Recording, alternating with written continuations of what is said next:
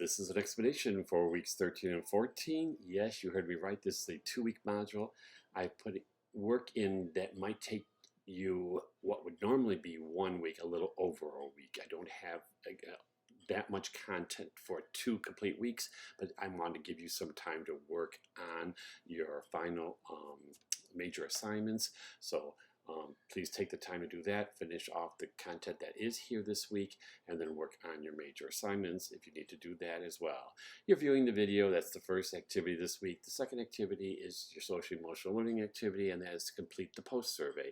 You've already use this survey as a pre-survey, and now I'm going to take a look at your responses as a post-survey. Again, thank you for participating in the study. Again, it is totally anonymous. I will not use any identifying information of you as a person, and or any information about you.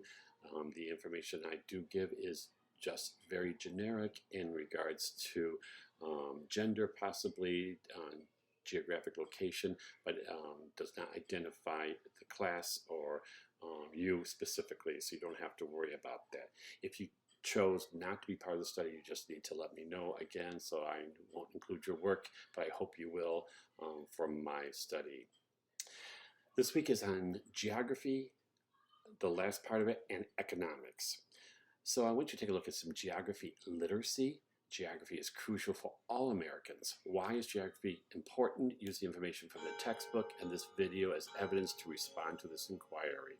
You're also going to take a look at a Google Earth activity.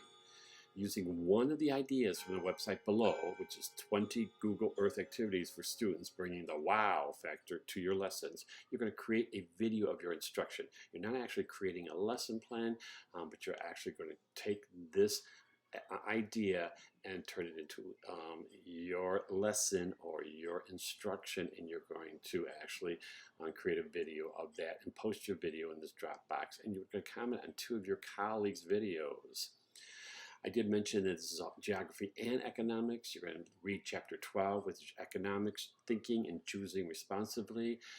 It starts on page 370. You're going to take a look at the 6 core principles. So you're going to describe personal examples of each of the National Council on Economic Education's 6 core principles. 1 is people choose. 2 is people's choices involve costs. 3, people respond to incentives in predictable ways. 4, people create economic systems that influence individual choices and incentives. And 5, people gain when they trade voluntarily. 6, people's choices have consequences that lie in the future. How do these real-life examples help you understand the principles? So you're again describing personal examples of 1 for each of these 6 core principles, and then you're going to share how these real-life examples you shared here help you to understand the principles. Last but not least, you're going to play with some Play-Doh. Oh yes, Play-Doh. Make Play-Doh, and you can make that using the recipes below, or if you have your own recipe, or you can use store-bought Play-Doh. That's fine too. You're going to read through 3 of the Play-Doh lessons found below. You're going to use the Play-Doh to create the sculptures and take pictures of each of these sculptures and write a short reflection on how these are to be used to teach economics to students. Can you believe that? Using Play-Doh to teach economics? You should have some fun with this, I hope. Include your opinion on how successful students would be to understand the concept. Maybe you have some suggestions to make the lessons better. You can include those as well. So here are the lesson plans, and here is just some recipes that I've included, but you're welcome to use your own, or you can pick up some Play-Doh, a couple of cans of Play-Doh at the store. Those are the activities you see this week, so you can see that there's enough for probably to work on 1 week, and your second week you should be able to work on your major assignments. As always, if you have questions, please don't hesitate to ask me. I hope you have read the announcement that is sent every week.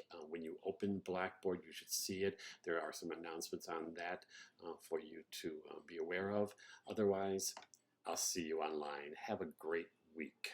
Have 2 great weeks.